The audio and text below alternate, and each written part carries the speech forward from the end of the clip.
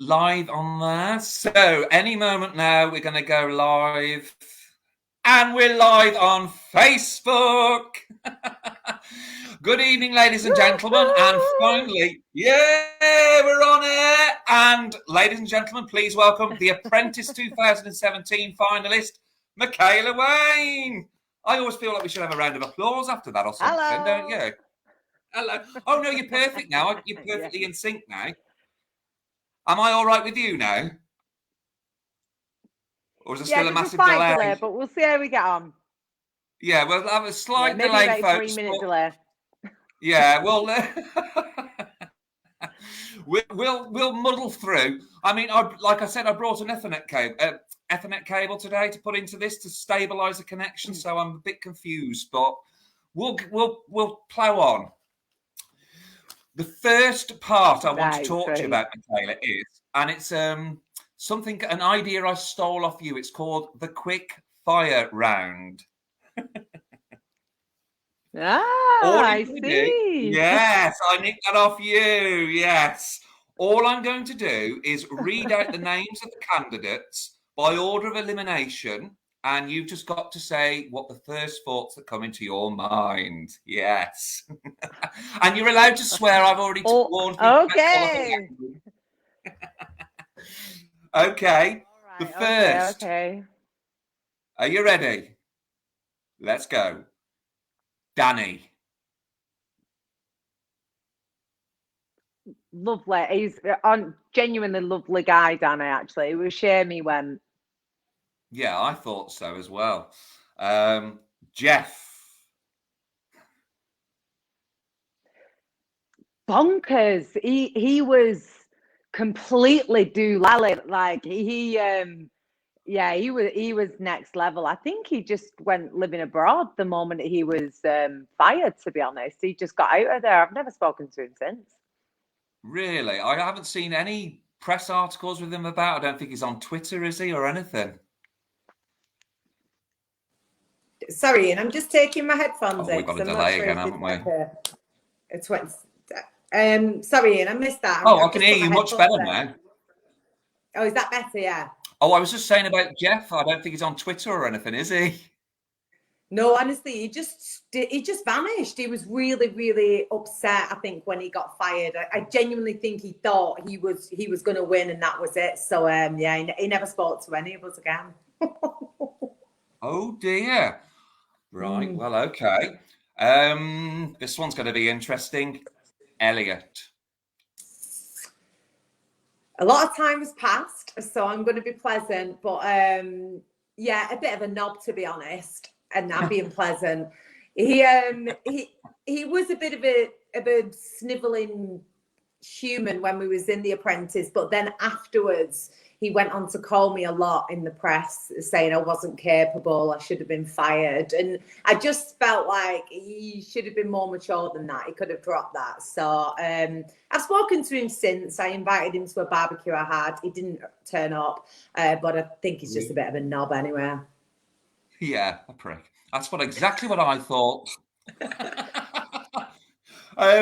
Siobhan.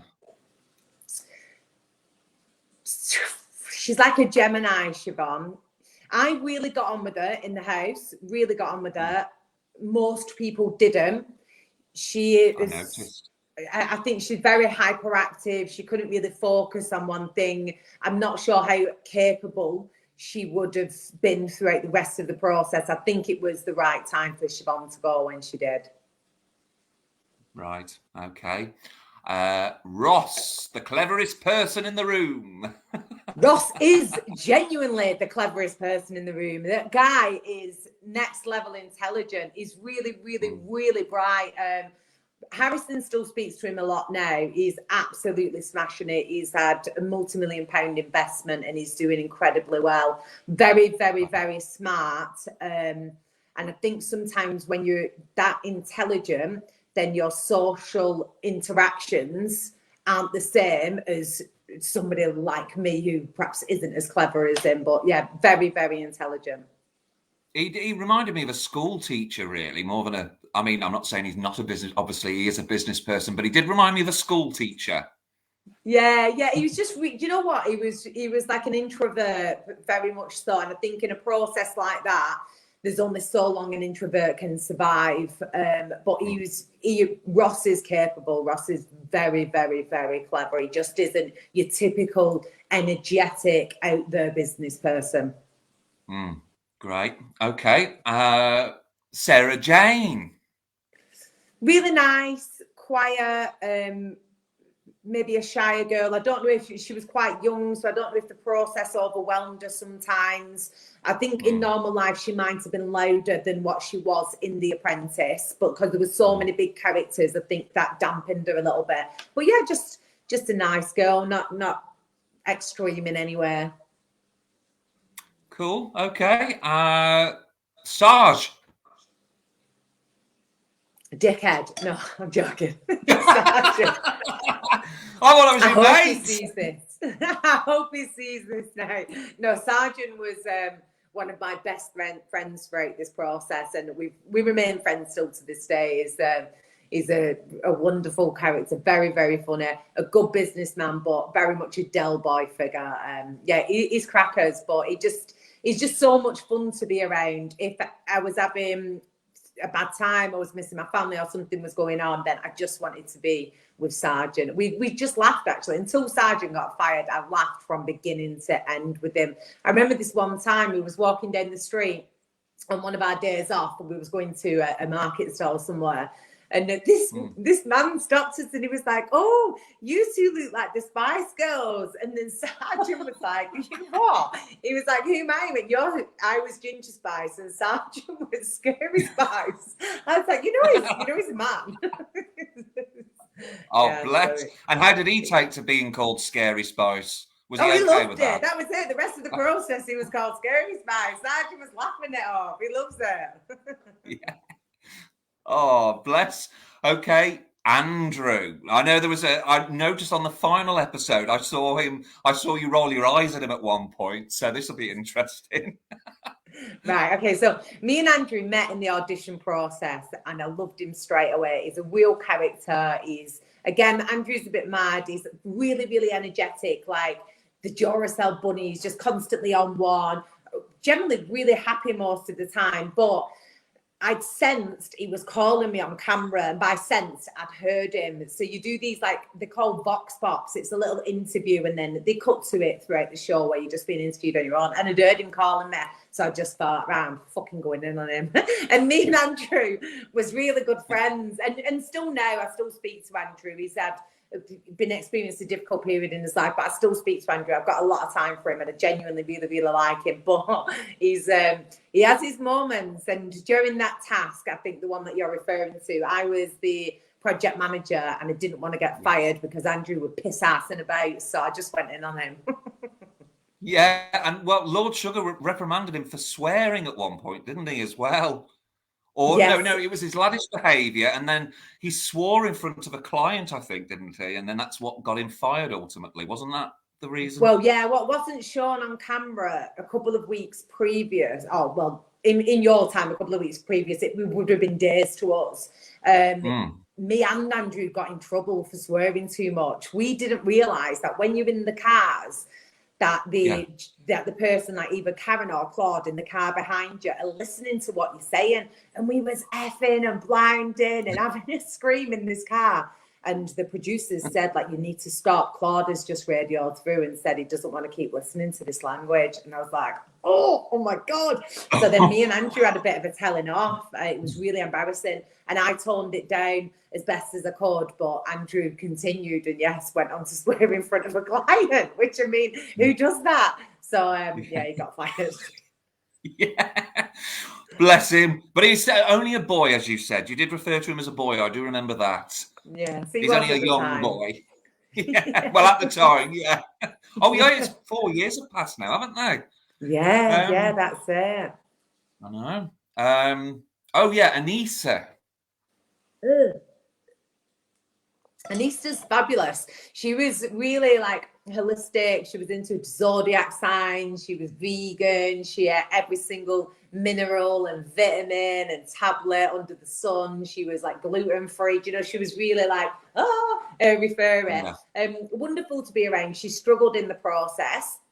I think she's a genuinely nice girl, but I just think being away from a husband and a family, and that environment is difficult. If you've not got a very, very strong character, it's a difficult atmosphere to be in at times. And I think because of the person who she was, she struggled a bit and was very, very anxious, which in the end I think is what ended up bringing her down, because she couldn't perform as well as what I think she would do in the real world because she was so anxious. Yeah, with all the cameras on you as well, because it's easy for everybody to sit back in their armchair and say, oh, we'd have done it better, or we would have done it this way. You had the clock against you, you had cameras on you, so it's surreal, isn't it, really? Yeah, and they do stitch you up here, and it isn't like normal life, you know what I mean? It isn't like, oh, just go in the supermarket and buy some shit. You can only buy the stuff that has pink tickets on. So you are like, there are, I can't really say too much because it's signed an NDA, but there are limitations to what you can do. It isn't really like real life. Yeah, okay. The delay's gone now. You're perfectly in sync now, so I hope it sticks like that. Charles, because I know you had a few words with him a few times. I had a lot of words with Charles. So for the record, I get on now with Charles, and I think he is a wonderful person. But during the beginning of that process, especially, he was an idiot. He was sexist, male chauvinist, rude, very rude to women especially. And I just was not. Pardon? I don't think we saw that part of him, did we? Being sexist. No, and stuff. it was more. We all lived together, obviously. So it was when we was in the house. He'd said quite a few things, and it just went one step too far for me. And it was with Anissa. Actually, he was very, very rude about Anissa's appearance, and he got fucking told. Excuse my French, but he got told. And then after that, to be fair, he calmed himself down. But I think he went too far the other way then, where he was so nervous then. I don't know. He just turned into a different person. Again, Charles has struggled very much so in that process, and after the Apprentice as well, he's had many struggles. But I get on with Charles now. He's a nice bloke. Yeah. Okay. And the next one is Bushra.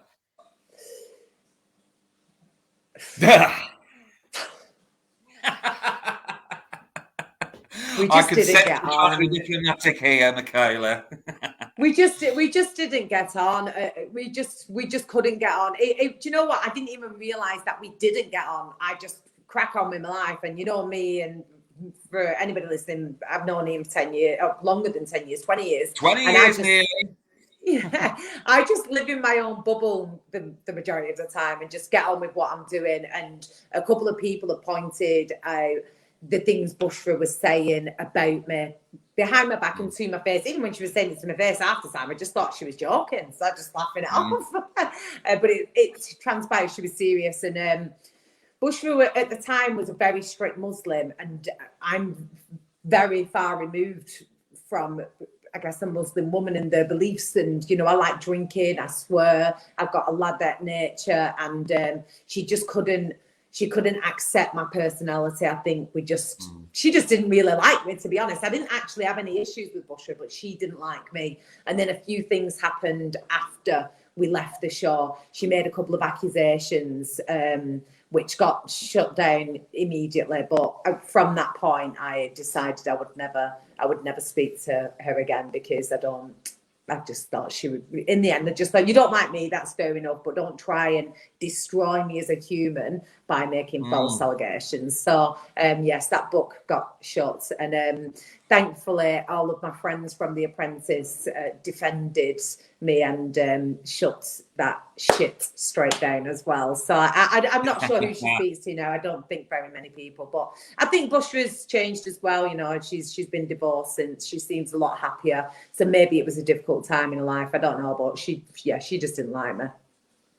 Oh. And are you bothered if you lost any sleep over it? Yeah, do you know what?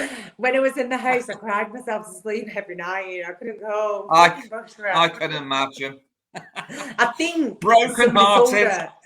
I think somebody told her that I called her a bell end, though. So that could have been what. And then they heard it on TV as well. I was like, Yeah, week 2. I've got a note of that. Week 2. Oh, she's a bell end. Well, she yeah, was being like, we were asking about the furniture or something, and then she just sort of like, no, sorry, I've got to go by and put the phone down on you. And I thought that was really it unprofessional. was just nonsense. She didn't want to put a neck on the line, so I was just saying, what colour do you want in the room? Just tell us a colour. And she was like, think stones, think earthy, and just saying all this nonsense. I'm like, what colour? Do you want it white or do you want it yellow? Like, what colour do you want the bloody room? Just say what colour. And she hung up. I was just like, she's about it just come out. You know what? Because I don't know her. And obviously, I only see like everybody else, we only see what we see. And to be honest with you, she seemed to be coming out with a lot of words. She seemed to be all words a lot, without. Did you find that? Yeah. 100%. I think that is just life in general. People who have to say a lot of words to say one sentence where it can be convicted in 3 words, generally just full of shit, and they don't know what they're talking about. Just get to the point, or just say I don't know. Stop like dressing it up and pretending to be something you're not. Just fucking say you don't know. So yeah, we just anyway, we couldn't get on that, but I think somebody reported back that I'd called her a bell end, so it was it's probably my fault. That kind of sealed it from there. Who's after Bushra? Oh, well, you might be a little bit... Oh, well, this reminds me, folks. I'm going to say Harrison, then I'm going to clear up a little bit of mistake that I made. Harrison, I'll let you play first. He's all right. He was... no. Harrison was my best friend in this process. Harrison Sargent and Sarah Lynn, who went on to win it. The 4 of us was thick as thieves, completely had each other's backs and was each other's support throughout the process. Me and Harrison was incredible friends throughout. And then for about 6 months after the filming process that goes on TV, you're just in this weird limbo land where you're waiting for something to happen, but nobody knows you're going on The Apprentice, and it's really strange. So we remained friends throughout all that. And then coming up to the Christmas time, so we'd known each other about 6 months, we decided to start dating. And the decision was made by wine and Jaeger bombs. And then, shortly after, we had the first Apprentice baby. So yes, I did like Harrison then, and I still like him to this day, as we are now dating and have a child. Of course, and I must clear it up to everybody, because I've been writing. Now, I'm so dumb. I saw did you not have a spread in OK magazine of the christening? Yes. Was it the christening? Yeah, I think so. Or maybe Grayson being born. I can't remember. Yeah, something like that. Yeah, I thought it was your wedding. And that's why I thought you were married. So I'm very sorry, folks. They're not married, not yet anyway, but they're still dating. So I got it wrong. Yes, no, we're not married. I said to Ian, I messaged Ian, I was like, you need to stop accusing Harrison of being married to me, because I swear he's having panic attacks at home. Yeah, because if he sees that, I don't want to get in trouble with him. So, but that's on the cards, though, isn't it? That's to be continued. I'm sure there'll be an announcement soon. Maybe. Or whenever. We'll see. Well, you're still together now, so 4 years later. Jade. What can I describe Jade? She's nice, beautiful, delusional. Would be the rest. She was very young, and I think I'm going to say selfish. I do like her, so if she ever sees this, I apologise. But I think at that time in her life, and going throughout that process, I think she was very self-centered. I don't think she could connect with anybody that well.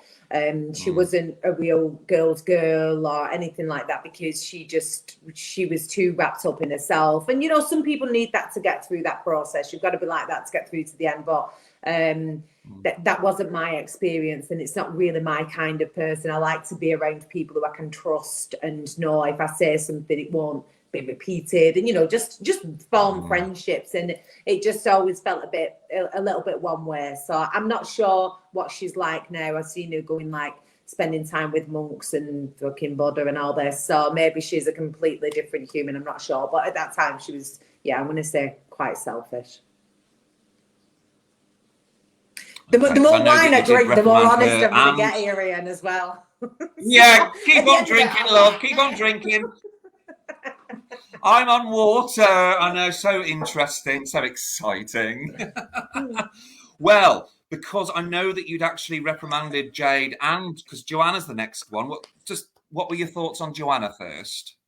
I really like Joanna. I liked her in the process. I continue to speak to her now out of the process. Joanna is a very good businesswoman, very, very mature beyond the years.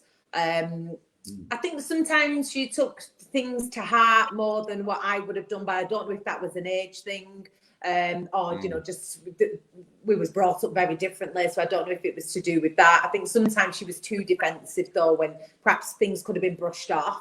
But she's very, very capable, Joanna. I think she's definitely one to watch, and I'm sure she'll be hugely successful in the future. But yeah, I really respect her, actually, especially for her age. She really got her head screwed on. I noticed because the first couple of weeks, she kind of seemed to be embroiled in these arguments with Jay constantly. I mean, there seemed to be a real intense dislike between them. And then Lord Sugar said, whether you like her or not, Joanna, you're going to be the project manager. She stepped up and delivered. And I thought, oh, fair play. And I thought, well, she stepped forward then because she felt... Yeah, do you know what? I think Joanna got through that with the best record of being on the winning team the most often. She was really good. If you set Joanna to task, she would do it, and she could lead a team as well. There was this clash between the two of them that was never going anywhere. And sometimes in life, people just don't get on. And whereas I was older, so for instance, the Bushra situation, I'd just go into a different room. I'm just not that ass. Like, call me as much as you want, fucking whatever. I'm cracking on. You do you, I'll do me. But these two just really rubbed each other up the wrong way. If there was just any conversation between them, just led to some kind of disagreement. And I don't know if it's because they was a similar age or one felt threatened by the other. Joanna was never going to take any shit off Jade, and I feel like Jade sometimes was giving it a bit. I felt that, and I thought, well, I'm only seeing what I see from the camera, aren't we? We're only seeing what's filmed and edited and stuff. So, but I did think that. I wondered if Jade was sort of picking on us slightly because she really seemed to. Well, they both seemed to just kind of constantly go on at each other. I mean, did that spill over into, when the camera stopped rolling back at home? When the cameras. Yeah. Did that continue at home? Yeah, all the time. Really? So it was really uncomfortable. They just start going off. You could see it coming. One thing would be said, and then somebody got their back up, and something else would be said, and it was just a bit like, fuck's sake, this again. So that's why I said me, Sarah, Sarge, and Harry literally would just go off and do our own thing and just sit in the back garden or just get away from everybody. Or we once broke into the producer's room and stole loads of wine, me and Sergeant, and got drunk in the gym. So we just did our own thing, like naughty school kids, and just let it erupt in another room. Yeah, because I noticed you didn't get involved in. You were too concentrating on what you were doing. I'm not saying they weren't concentrating on what they were doing, but you just seemed always focused on what you were doing. You didn't seem to get into any of the bickering. I noticed that if you had something to say. I noticed that if you had something to say, like Siobhan, for instance, when you said something back to Siobhan, I think it was on the last one. Get over, Siobhan. You're getting them in. You're being annoying because she kept laughing or something. And I noticed she'd argued back with everybody, but she didn't argue back with you. No, because you know what, Ian? I always got on with everybody. I treated everybody with respect. I treated everybody the way that I would want them to treat me. I tried to form friendships, alliances. It's a process. I'm just in business. You need collaborations. You need alliances. And I knew that. And you know what I'm like anyway. I will, I'll talk a glass of eye to sleep. I'll get on with anyone. But at the same time, I do have a feisty side where I'm like, just don't wind me up, because I will say something. I'm not just going to keep having a laugh and a joke all the time. I will end up saying, turn it in, let's crack on. And I think people knew that about me, and because I was most of the time friendly with people, they understood that. But, there was other people who was the same as that. I would have wound people up and they'd be like, Michaela, shut up. And I would just accept it and move on. And I think because I was that way, then I got that same respect back from people. Definitely. I can't say after knowing you nearly 20 years, Michaela, I ever picked up on your feisty side. I don't think you're ever feisty with me. Ian used to That's watch why me. He I'm got laughing. fired about 5,000 times. I The know. most fired And staff. oh my God. Yeah, I mean, Michaela was that generous. You even used to let me hang pictures up on the wall. And when I think about that now, I just think, oh, how sad. Do you remember you let me put my pictures? I'm not going to tell people what pictures they were, but you let me put pictures on. Yes. Just, Do you know what? We've yeah. still got your book in our office. Nobody's got it in them. Like, we don't take it over or anything. So just on one of our desks in the office, we've got Ian Phillips, Diana Ross book. So I was telling everybody who works for us today what I was doing this evening. I was like, Ian, who used to work here, and obviously there's still some staff who were there from when you was there. And then there's new staff, and there was like Ian Phillips, and I was like, who wrote that book? And everybody's like, oh, okay. And I bet they look at it and who's Diana Ross? That's what I get from like 20-odd-year-olds now. Like when I ask kids now, have you heard of Diana Ross? No. Have you heard of Madonna? Oh, that's that dirty old granny. I bet that kills you, doesn't it, Ian? Yes. Makes me want to lecture them and like, yeah, but I don't. I thought I was down with the kids till I started seeing all the music they listen to, and I'm like, I've never heard of any of this shit. It's crap. Sign of old. Oh, but there are a few more to go. I'm interested in this because I love this one. Elizabeth, I absolutely love her. I messaged her actually. Let me see if she's replied. No, she's not ready yet. I messaged her about 2 minutes before I logged into this. I love Elizabeth. She is crazy. The craziest human being I have ever met. But you know what? She has got the heart of gold. She will do anything for anybody. Elizabeth really didn't get on with Bushra, like really next level did not get on with Bushra. And initially she was rubbing everybody up the wrong way, but I like extravagant characters. I'm just magnetized to them, and whereas other people would have been annoyed by her, I was just in stitches. There was times when I was like, Liz, come on, love, like this is too much now. You're messing about. But she did have me in like tears, literally in tears. If she wasn't so lovely, I think it would have been annoying, but she is so lovely as well. So she's just absolutely doolally, but she suits me. She's a typical florist. I imagine this is what all florists are like, just really creative, live in their own world, dead lovely, but just a bit nutty, and that is Liz to a T. Yeah. Oh, Elizabeth. I mean, my favourite parts are mostly with you and Elizabeth. The hotel redesign task and the fashion show when you were auditioning the male models. 6-pack, please. Thank you. It just Trying to be super professional. I mean, I was like watching a comment. Well, she turned around. I know that she'd said she'd been a debt collector before. Her name was Scary Liz, and I can imagine that, you know. Yeah, I think she's got like a bit of an acting side to her though. So she has a character who she plays as well, Liz. And I think a lot of the time the cameras come on and Liz turned it on, and it was evident to the rest of us who lived with her, like, oh, she, seeing Elizabeth is in full flow now. So we just leave her to it. But some people that they didn't really like that, but for me it was just a laughing minute. I just used to love watching her, like, oh God, what is she going to do next? Yeah, it was a bit like that. It was, honestly. Just the last few. Sarah Lynn. Sarah Lynn is an amazing human being. I like fabulous, her. A fabulous mother, a brilliant businesswoman. Oh, we had a bit of a delay. Yeah, I think she was probably by far my best friend that I had in that house. We're still amazing friends to this day. She's smashing it with the business that she's still got with Lord Sugar. She is, next level. She's going to definitely be a multimillionaire. She's an amazing girl. Yeah, and genuine, I thought. I mean, going off what I saw. And of course, James. James is a player, is the best thing to say about him. He loves the ladies. shall we say. Not me. He loves the ladies in general, and he's a recruitment business owner, as you would imagine a recruitment business owner. I like James. Again, I've got a lot of time for him. I spoke to him a lot after The Apprentice. We went out a lot as well. He became really friendly with me and Harry. Well, he was friendly with us anyway, but more so after we left the process. So nice bloke. But if I wouldn't have met him in that process, James would be somebody who I would avoid. Like, I would be like, I'm not speaking to that bloke. He is a typical, like, oh, look at me, I'm wearing a leather jacket. I just thought, oh, fuck off, me.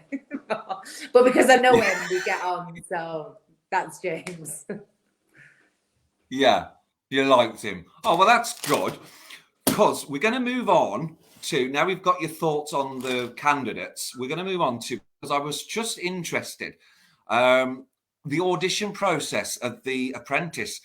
Did you have to send a video off, or were you all invited to go up and audition? Was it an open door for everybody to audition, or were you narrowed down? Yeah, so I'm not sure how much of it I can say. I'll tell you what I think I can say, okay, and then see where it lands me. But no, you don't send a video. So you do your application online, as like everybody does, and then you get invited to a day's worth of auditions.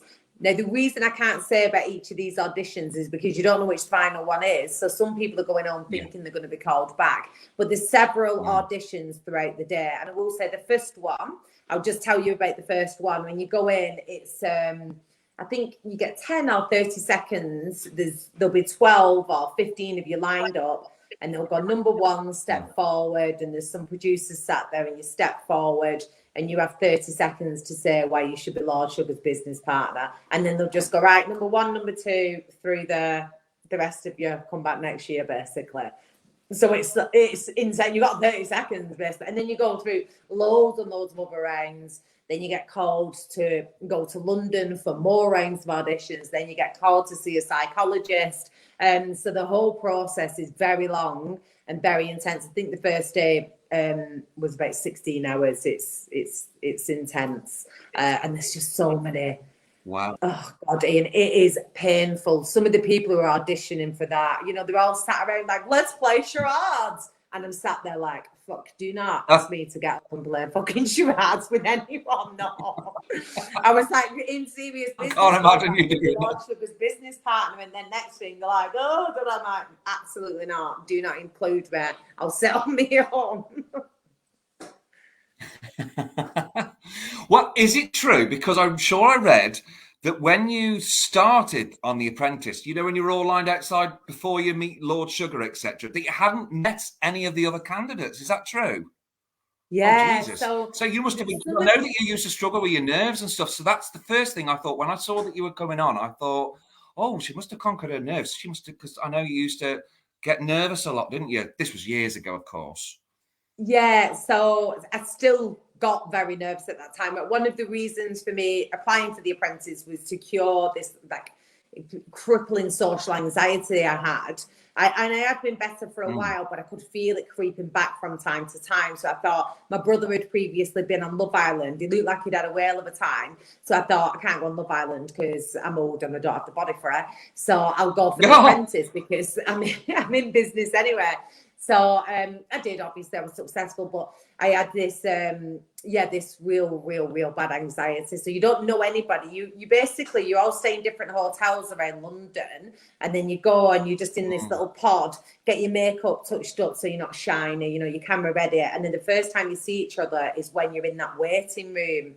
So I'd seen Andrew in the audition process. So I was like, oh, thank God I knew somebody. We didn't know each other, but I'd met him in the audition process. And I'm sure there was somebody else who I knew. Oh, Anissa. I'd met Anissa in the audition process as well, but just in brief. But it was just faces that you recognised. And then the first time you hear anything about anybody really is when Lord Sugar starts going, you've said this on your CV or you've said that, and you're in the boardroom. You're like, oh, my God. The first time you were like, you're not allowed to talk. Oh, sorry. Yeah, well, I think you really impressed on that first time, didn't you? I just interrupted you then because of a delay. My CV. You really impressed him on that first session. Yeah, I think when I'd done my CV and my application form, it was just the truth, you know, like some people over exaggerate and, you know, they say like, I'm the best salesperson in England and that. I just literally wrote out what I'd done. And as it stood at that time, I don't know if it's still the case, but the producers said to me I was the most successful candidate who had ever got onto The Apprentice. My turnover and things, not successful in like whatever, but my turnover was the most impressive, shall we say, or the highest that I'd ever been on The Apprentice. So I didn't feel like a need to inflate things. I just said, this is what I do, and you know, this is why I'm applying.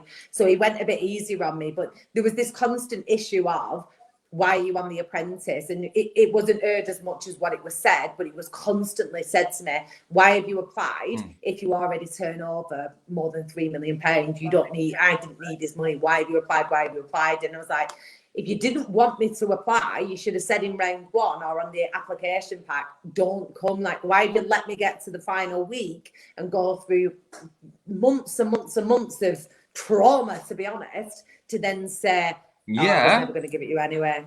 It was a bit annoying, but yeah. So basically, I didn't inflate things, so he went a bit easier on me, and he definitely liked me because I was shy and a bit nervous, and he knew that because like my lips were sticking to my teeth and I couldn't talk, and in the first couple of boardrooms I didn't say a great deal. And he knew that, and so I think he just felt sorry for me. And whenever I did speak, I wasn't arguing or dogging people out. I was just saying what happened. I would never say, I did the most sales, look at me. I would just speak. If he asked me a question, then I would give him the answers. So I was really quiet. So I think he just took a shine to me.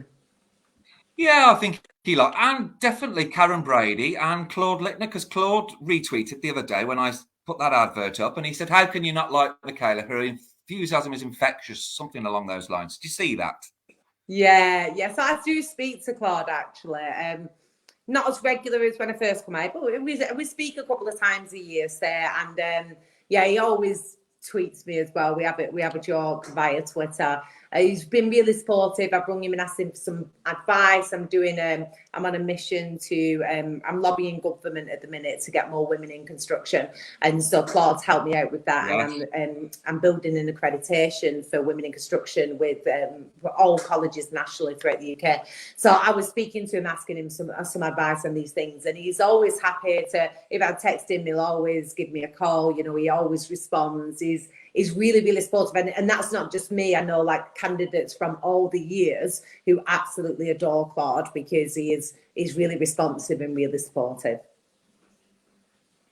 Yeah. What about Lord Sugar and Karen? Have you ever spoke to them since? Yeah, I've spoken to Lord Sugar a couple of times. I've spoken to him about some construction stuff. I've told him about my website. He's given me some connections. Again, he's supportive. He's really blunt. So if you email him, you know, you just get to the point, just say what you're saying, and he'll be like, yes, I can help, or no, I can't. There's no like airy-fairiness. But I think he appreciates that. I think he just appreciates young entrepreneurs, or in my case, old entrepreneurs, and people going through that experience and process, and he's happy to help if he can help. Karen Brady categorically said years ago that she will never speak to a candidate after The Apprentice for whatever reasons. So no, I've never spoken to her since. However, my brother started dating her daughter, and I was like, oh my God, these two have got to get married. This will be the best. Oh my God, you could be in the Brady family. Can you imagine? Is that Josh? Karen Brady had a wedding with me. Well, she really liked you. I thought you were the first person I had to pay a compliment to. Yeah, I mean, she did. And she was always very complimentary in the boardroom. She really champions women in business. She was always supportive and always saying, Michaela, speak up. Michaela did this and Michaela did that. And throughout task, you know, she was incredibly supportive. We did bang heads on one task that was never heard over just something I didn't want to do and I didn't feel like I should be forced to do. And she was saying, like, I'm not trying to force you to do this. And we had a slight disagreement, but I'm the way that I am. And I respect her as a businesswoman, but I respect myself more. So we did bang heads at one point, but it was done with. It was a 2-second thing dealt with. But yeah, she I guess there's just a lot of people who go through that process, and she's just made a point of whether she doesn't want to be minded, she's too busy, I don't know, but she made a point of it, and that is what it is. So we've never spoken since, but hopefully if I do lobby government, I'm successful in this way, then she might say well done or something. I'm hoping so. Yeah, I hope so too. But then there's something I wanted to pick up with you about, actually. With it wasn't actually you on the taking you back, because I know you haven't watched it properly since, obviously, but on the very first task, the burgers task. Now, can you remember Siobhan turning round at one point and saying something along the lines of, our customers in Canary Wharf are going to be male dominated, so it's something to consider when you choose who you want to be selling the burgers to, so it's got to be attractive to the man. And then Karen Brady really honed in, and Siobhan started coming out of all this gobbledygook trying to backpedal, and no, Karen wasn't having it. Do you remember that? Yes, you know what I Siobhan remember was it suggesting, well. don't you? I was just like, as if she has said that. And I don't mean because Karen Brady was there. I mean because you're in a room full of women. As if you value women's looks over their ability to sell. And while I understand where she was going with that, she was so far removed from where business is at right now that I just could not comprehend what she was coming out with. Honestly, I didn't say anything because I was gobsmacked. But in addition to that, she was saying, I can't remember who it was now, but there was somebody who was saying they'll go to Canary Wharf. And she was saying, you shouldn't go because you're not attractive enough. I will go instead, on about her, not me. Saying she will go, like, she was a supermodel. And honestly, I was stood there like, what is, and this is day 2 of us even knowing each other. We don't even know each other at this point. You barely knew each other's names. I'm just like, I cannot. And so when Karen Brady said something, I thought, fair play, it needed to be said as well. Do you know, Definitely. What a dick. What a dick. Yeah. What an absolute dick. So I thought, to be fair, that's probably why people didn't want Siobhan. I could offer it fast, but it's not a great start. No, and it was really a patronising comment as well, I thought. It was basically like, well, I think you should send me. I mean, it's everything what I fight against. And we're super feminist. And it's if you have said that good-looking women should be there. What the fuck is this? The 1950s? Shut up. And that was when I was sort of like, oh, I honestly thought it was cringeful. Yeah, no, it but was. I'll tell you what. Yeah.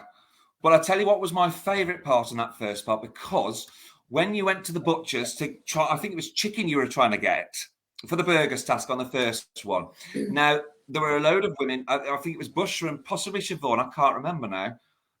But you were all in the butcher's. Everybody was talking over each other. They got the deal. And then I kept thinking, get in there, Michaela. Go on, show them how it's done. What are you being quiet for? And then just when everybody had stopped speaking, I liked your move there. You got straight in, and then you got the price down a little bit more. And I liked that. Yeah. That was my favorite. Yeah, so I didn't, and I don't think you give everybody the opportunity to sell or to purchase or doing what they're doing. And I don't think you should fight over each other just to be heard in that process. And I'm just not like that anyway. But I also, there was more that they'd missed off that. The guy had calculated it wrong as well. So he was charging us about 50% more. And I said to him, like, hold on, you've worked that out wrong.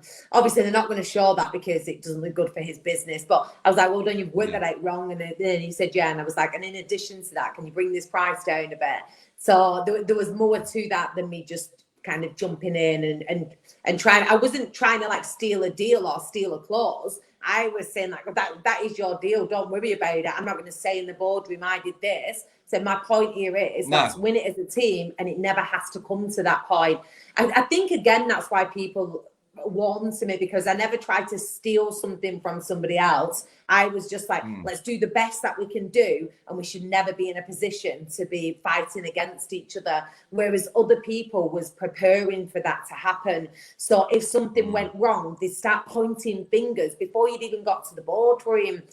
covering the tracks already. And I just weren't about that at all. I was like, let's keep this together. Let's fucking win it. And then we don't ever have to argue. So, yeah, again, perhaps that's why I got on with people. But I wasn't trying to steal anything. I was just making sure. No, I didn't think you were trying to steal it. I just thought, come on, Kayla, you can show them how it's done. And that's when I was glad that you got in there right at the last minute. And then, obviously, that's what it looked like anyway from over this. So,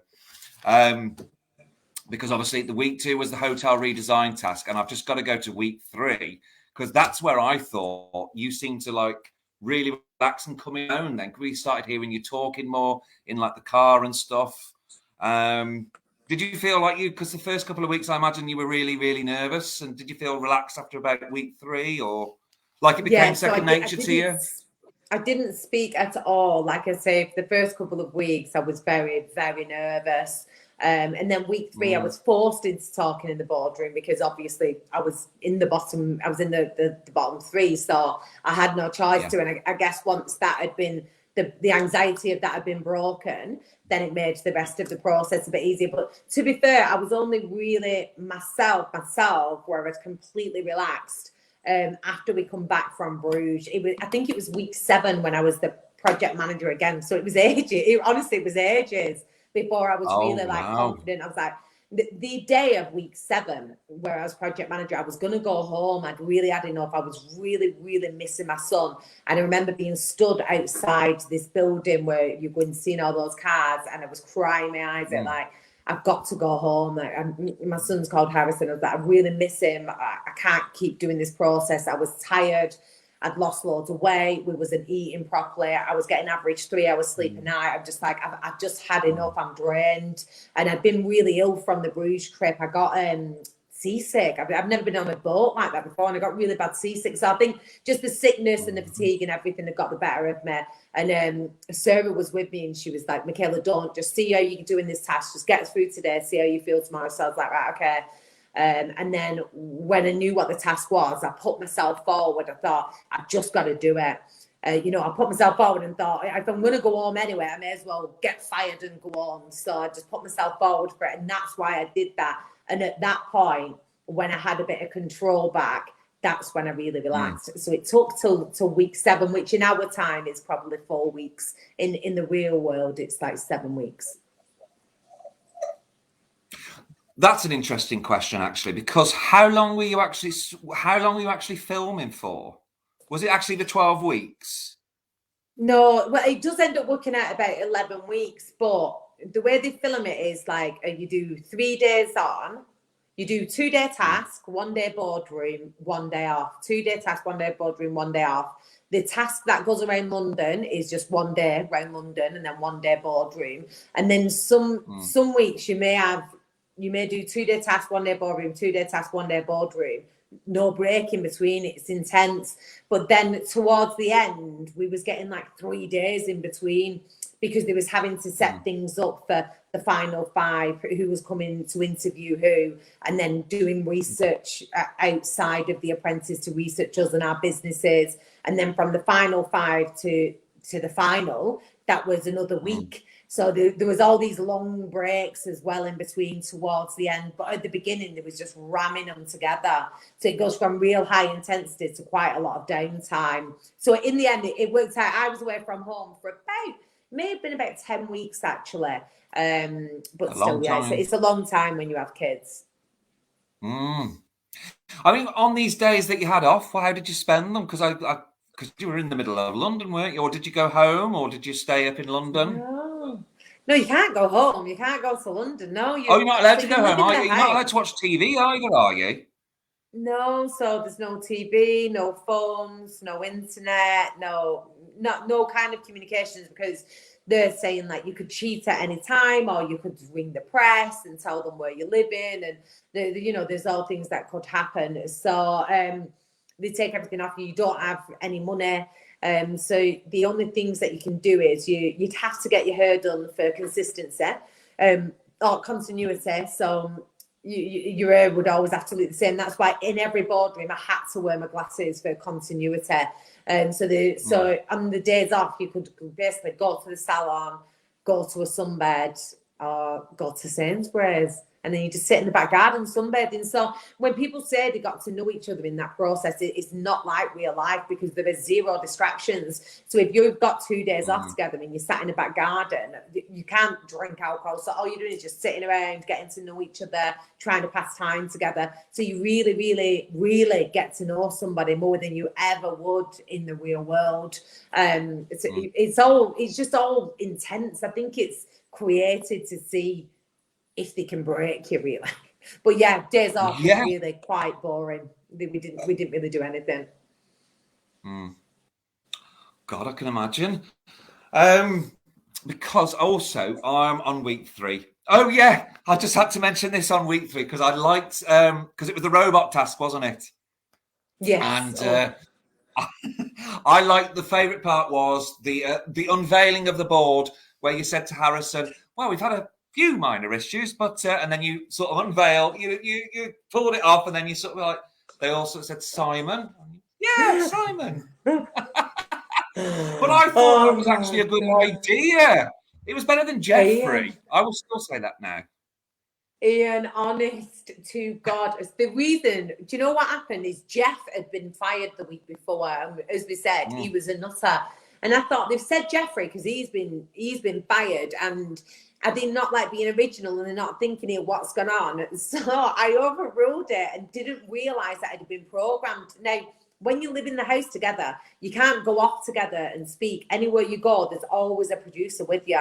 So if me, Sarah, Sarge and Harry was sat in a room, then there'd have to be a producer to ensure that you wasn't speaking about the task. Because if me and Harrison, for instance, was on that same team together, we could be saying, this is happening, that's happening, what's happening on your team, and conspiring. So you couldn't discuss anything. But I did manage to get it in. So I will say I cheated a little bit. When I come back and it dawned on me after I changed it, I was like, fuck, what if they can't reprogram it? So I said to Harrison, we snuck outside to go and have a cig. And I was like, Harrison, me cig, not him. And I was like, Harrison, what if, I said, I'm going to tell you now, I've changed the name. Is there any way you can reprogram that? He was like, what do you mean you've changed the name? And and then a producer come out. I was like, Harrison! And we kept trying to sneak off to discuss it. And that's all he knew is that I changed the name, but we could never discuss it again. So the boys sleep on one floor, the girls sleep on another floor. So I didn't even have anybody in my room to tell about it. I was on the boys' team. I was like, oh my God, somebody go to the toilet so I could tell them in the night. Anyway, I didn't manage to. So the next day when I pulled it off, Harrison was already prepared for it to look a bit weird. And when it said Simon, he was just like, what the fuck have you done?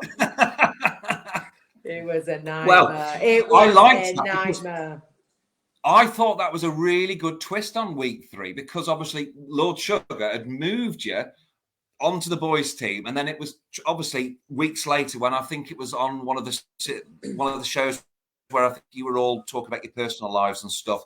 And he said he basically moved you over because obviously there was a lot of girls arguing, and obviously for you to kick the boys up the arse and perhaps be their mother, perhaps, I don't know. Sorry, Harrison. Yeah, well, I think as well, I was coming across a bit harsh with the girls because I am quite straight talking. Then I think the producers was worried that the way that I spoke would seem too much, so the audience may not particularly like me. It may be perceived as, I'm just being too harsh. It's just this northern way. It might be too much for people. So they were saying as well, like you are definitely best suited with the men, because when I'm saying like, oh, yeah, and I'm being lurid, then it felt like more of a joke, which, I'm part joking, part serious. So I think it was the fact that, I'm in construction, I have brothers, and I might have been a bit too harsh with the girls. They might not have been able to cope with my intensity. Oh, well, that got better as it went along anyway, didn't it? Because you got on with most of the girls anyway, didn't you? Yes. Because there was what I'm trying to find. That was it. It was the women's football team. Which was that, week 4 or week 6? Week 4, that was. At the FA Cup final. Yes, that's it. Because I did like Harrison's part, of course, of singing My Way. And fair play to him for doing that. I thought Lord Sugar was a bit sarcastic to him in the boardroom. And I thought, oh, do you know what, Harrison? Harry is a really, really, really good singer. So the way that came about is because he's always around the house, when we was in the house, always singing all the time. And he actually has a lovely voice. But obviously they stitched him up. So we had music and that on, and he sounded a lot better in real life. But they cut out the music and any bumpy parts they heard, and they really stitched him up. But let me tell you something. After we come out of The Apprentice, when it was on TV, that episode had aired, and me and Harrison had been out for an evening in London, and obviously we was K-Lied on the train home, and then everybody in this carriage was like, "Can we have pictures?" And then somebody went, "Oh, Harrison, sing My Way." So I love to throw Harrison under the bus. Harrison's quite shy, really. I was like, "Harrison, do sing My Way." So I was making him sing it, and then the attendant walks up the train. He was like, "Do you want the I don't know what they call it, you know, the thing with the tannoy?" He was like, "Do you want the tannoy, mate?" And Harrison was going, "No, no, no." I was like, "Give him that tannoy."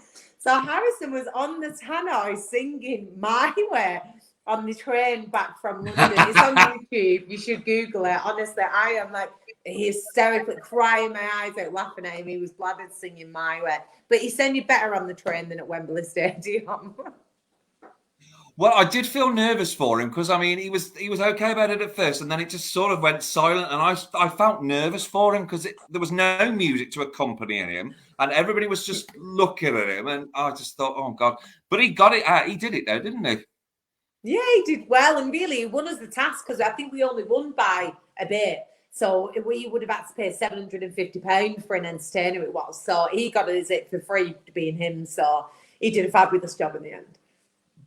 Yeah, well, you did a fabulous job as well, because there was one thing I wanted to pick up on. It was when you did, which week was it? The Miami, the car. It was when you did that pitch.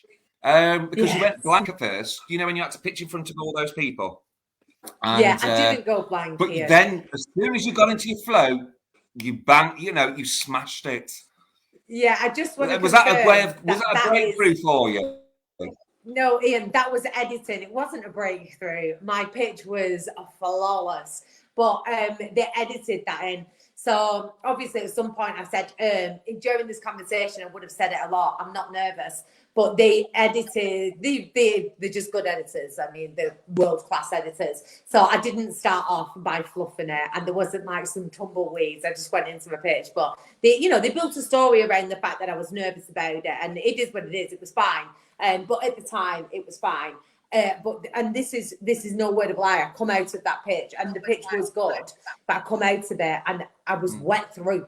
I mean, I'm not generally like that much of a sweaty person, but I was soaking wet through because I'd sweated that much. And Claude, you know what? Blessing was sat at the back of the room, and I was talking fast when I get nervous. I talk fast anyway, but when I get nervous, I was talking fast. I'm like all over the shop. And my part of the pitch was cut down, obviously. And Claude was like this, slow down, talk clearer. And he was sat behind like other people who was pitching to, giving me pointers on what to do. I thought, oh, God bless him. But yeah, I was incredibly nervous. I was nervous, but it went well. And obviously we smashed it. This is what I do. I am marketing Michaela, and it was inevitable we was going to win that task. They had no chance. And you did win the task, didn't you, in the end? Yes. You did, yes. But there was one, what was it, the cookery one? The healthy eating, the chicken curry. Because you looked like you were quite nervous, because there was you had to do a presentation in front of everybody. Harrison was talking, you were doing the cooking. And I imagine that must have been like, even though you were cooking, you weren't talking. I imagine that must have been nervous. Everybody just staring at you. Yeah, so then I was nervous again. I mean, anything like that, I still get nervous now. I do loads of public speaking, but I still get nervous now about stuff. Harrison is amazing at public speaking. He's really confident. He comes across really well. He always does great, and he's just naturally gifted in that way. So inevitably he was going to lead it.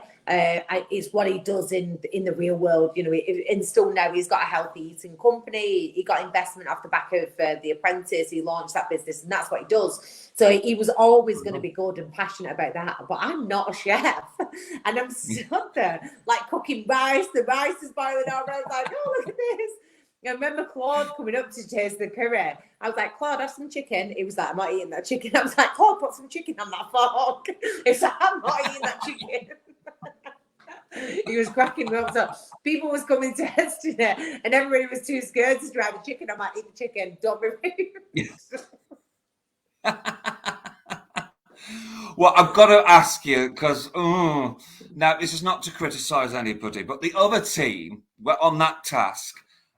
Were dressed as Salt and Pepper Pox, and then they started talking to each other like, hello, Mrs. Salt, hello, Mrs. Pepper, and then Bushra, yeah. I thought, oh, what, kids pantomime, what they doing? And then Bushra made a Donald Trump joke, and it was like, it didn't go down well. Nobody laughed. It was like, where did that come from? And that's probably a wrong Ian, thing, you know, when I say, when I say we couldn't discuss it, there was really, really strict at the beginning. And then towards the end, things just, I think the producers was exhausted as well. Like they had longer hours than us because they had to get up before us and go to bed after us.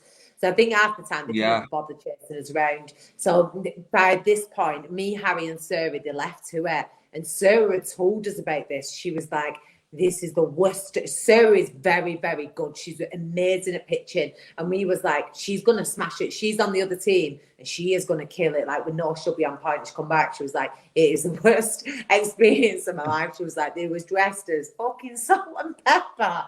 And she was telling us, but obviously we never see any of it until it's on TV. So, and she was like, Bushra was saying all these inappropriate jokes. It wasn't like it's inappropriate. It just wasn't. It was inappropriate. Like, it just weren't funny. So we was all stood there. Nobody was laughing. I'm like, oh my God, this sounds traumatic. So when we actually watched that on TV, we used to have parties every week and all go around and watch it together. Or we'd have a party somewhere. If somebody's family says something.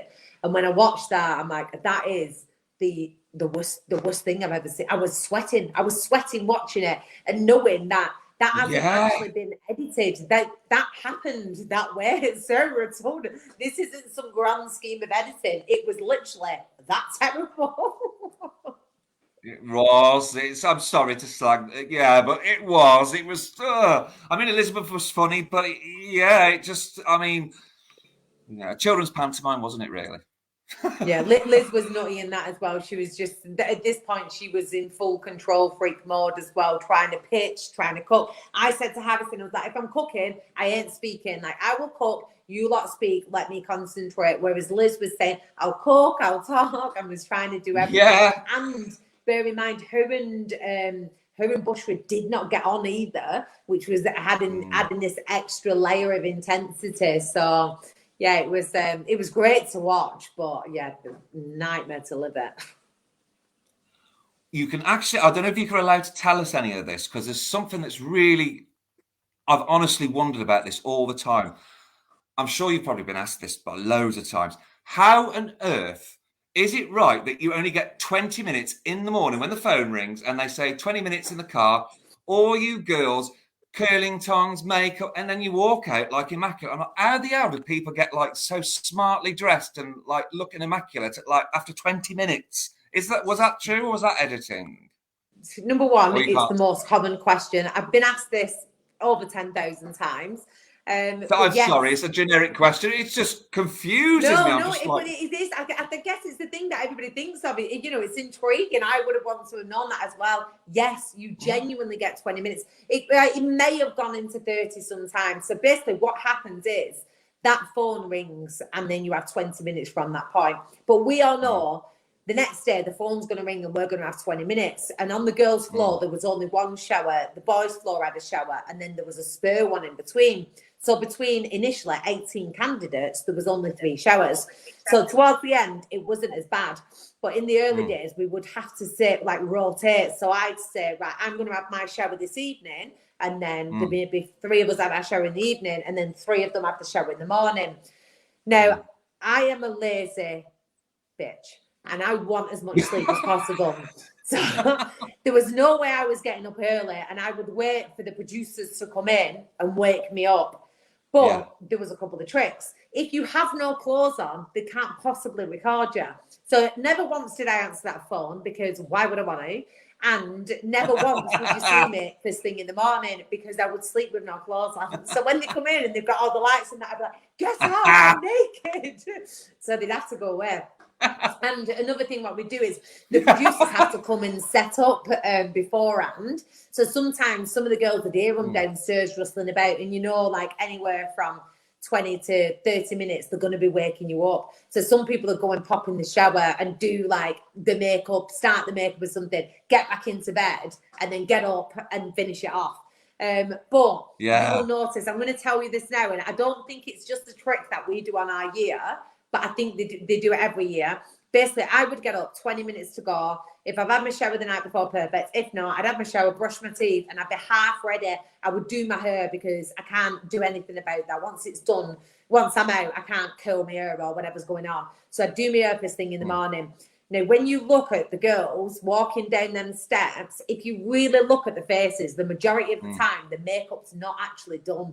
So the hair will be done, and they're all dressed. But then once you get in the car, you might have an hour or 2 hour drive to wherever you're going. So you knew then, if you just do your basic makeup, then you get in the car, and that's when you glam yourself up and you've got loads of time to do it. So everybody would take the makeup with them, basically. That was the key to looking all right when getting ready within 20 minutes.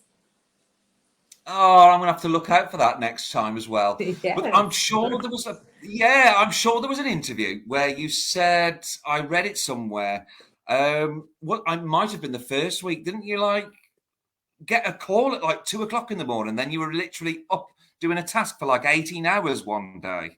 Yeah, that was the first task. Oh my God. The first time we'd ever stayed there. So when I was going in, my mum and dad were both saying to me, make sure you go to bed early, because I'm a nightmare. I'm horrible. If I don't sleep, I am horrible. So that first night when we got there, I was a bit nervous anyway. I'd had a bit of a chat with people.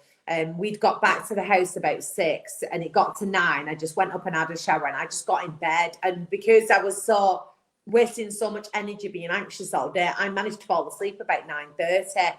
Whereas Jeff apparently was downstairs entertaining everybody, break dancing, doing all this random shit. Harrison told me that he felt like he had to be involved with them. He was like, he just weren't funny, but he was having to laugh along because he wanted to, be like a team player and all this.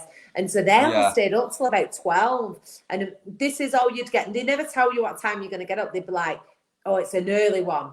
Or they'd be saying, it's really, really early. So to them, it's an early one would be 4. That was our average call time, getting up about 4:00. When they say it's really, really early, that's before 4:00. And the first task was 2:00 in the morning. Then we went to a fish market at 5 in the morning. So you'd have barely no sleep. It's stinking of fish. I was like, what the hell am I doing here? I mean, when you first went in, did you initially think to myself, what have I done here? What have I got myself into? I want to go home. Or did that pass after a couple of weeks? That passed after a couple of weeks, I take it. Yeah, so at first, when I was stood in that fish market, I was like, what am I doing? What is this? And a couple of the evenings when I went back, the first few nights I went to bed really early because I didn't really know anybody and I was just a bit anxious. And then going into... it had only been a week in real life, in normal life, but to us in there, it feels like 4, 5, 6 weeks. It's all very intense. So once I started getting to know people, I started to stay up later, and then I relaxed a bit. But the first couple of days, I was a bit like, oh God, I just want to go home. But I had Andrew to talk to initially. I felt warm towards him because I knew him in the audition process. And around about day 3 of living together, me, Harry Sarge, and Sarah had already formed this friendship, and it just went on to this day. So I was all right after that because I had them to talk to whenever I was feeling a bit and everybody goes through that. That wasn't just me. To be fair, I was probably the least. Me and Sarah was probably the least. It was mainly the girls, to be fair, who would just be like, I want to go, I've had enough. Everybody goes through them moments where you want to quit because it is intense. But yeah, sorry, I forgot your question here. I've just gone on from one, Anna. No, I was just asking, I could just imagine saying how intense it must have been, and you must have felt like turning back, as you just said. You know, I presume every candidate feels like that, because it must feel like, it said 10 weeks doesn't sound long, but I imagine that must have felt like a year when you were actually doing it. Yeah, well, Harrison was only just turned 7 at the time. My son Harrison, he just turned 7 at the time, and you can't speak to them on the phone. So I only got 1, sometimes 2 10-minute phone calls home a week. So it just wasn't enough, and you know, I love it with my son, so I wanted to speak to him more. And I think only towards the end they started to let me FaceTime in. So it was that more than anything. I was really missing Harrison, and I had to speak to work as well. So in the 10-minute phone call, maybe once every 2 weeks, I would have to check in with work to see what was happening, because at the time I had 40 staff employed by us then.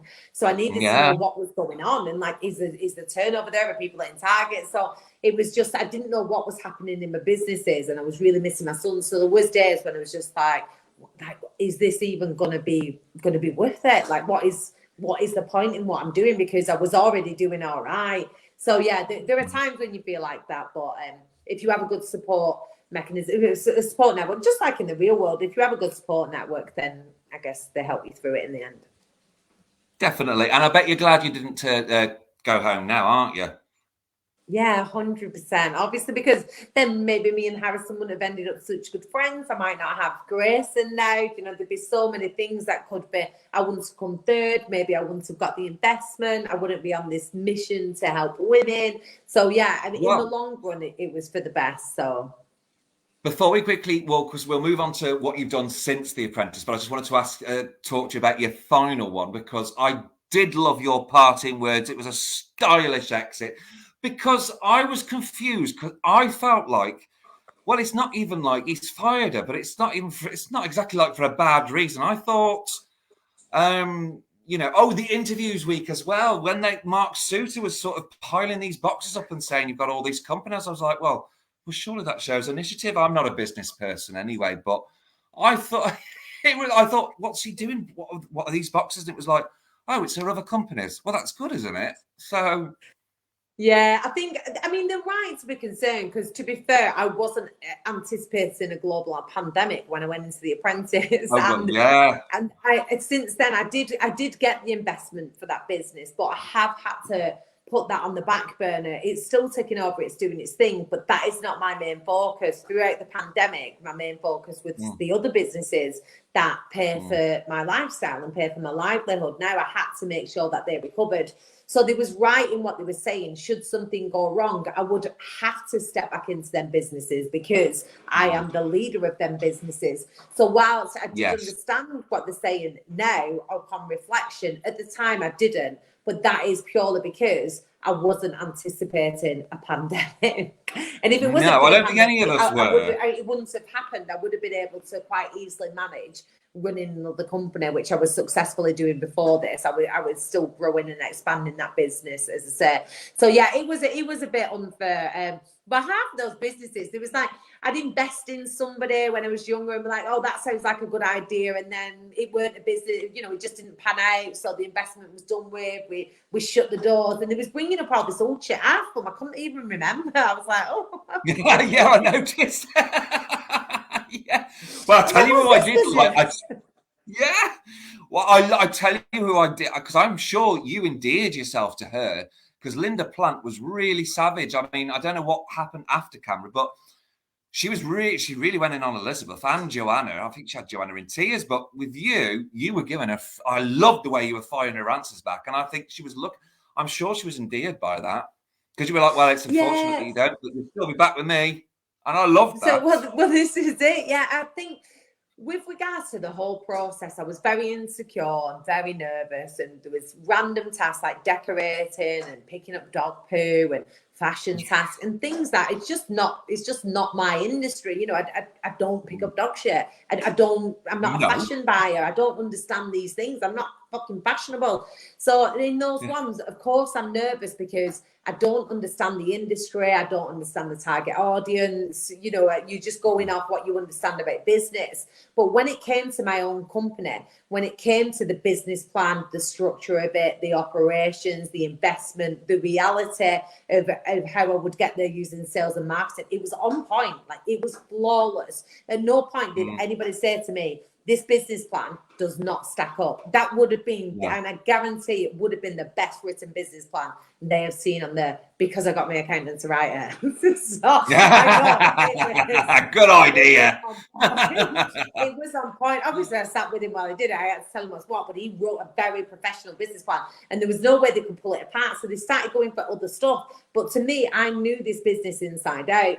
So I had that confidence then. So when somebody's saying to me, this isn't right and that's not right, I'm like, you don't know. Linda is from a fashion background. I'm like, Linda, no offense, you're in fashion. I'm in construction. Don't tell me I don't know what I'm talking about, and you know more about my industry. I respect you as a businesswoman. You've smashed it. You will understand the operations of a company, but I understand construction and I understand who I am as a business person. This is going nowhere successfully for you. So I just was shutting it down. So it was, it was, I guess we butted heads. But, you know, I get on with Linda. I've spoken to her many times since The Apprentice, and yeah, she's amazing. You know, she's hugely successful. Fair play, but yeah, just don't call my businesses. It's not going to wash well. Well, if you know, that's the thing. You knew what you were talking about, so you were just getting your point across. It's not like you were being cocky or anything. You were just basically saying, no, this is how it is. That's what I liked. Yeah. So is she nicer in real life? I mean, I presume they have to put that on to test you, really. Or is Linda a bit softer? Because I know you described her at one point as a glamorous auntie she looks like a glamorous auntie that gives you loads of money. And is she like that in real life? So I didn't know this at the time. When I come out of there, I didn't want to scare Joanna because I knew she was really I'd never watched The Apprentice before, disclaimer. So I didn't know what I was getting myself into. I was just going in there and just fucking winging it. Whereas everybody else, I guess, knew who all of the interviewers were and what it was like and all the rest of it. And so Joanna was really scared about seeing Linda. And I was like, honestly, it's fine. She's like a glamorous.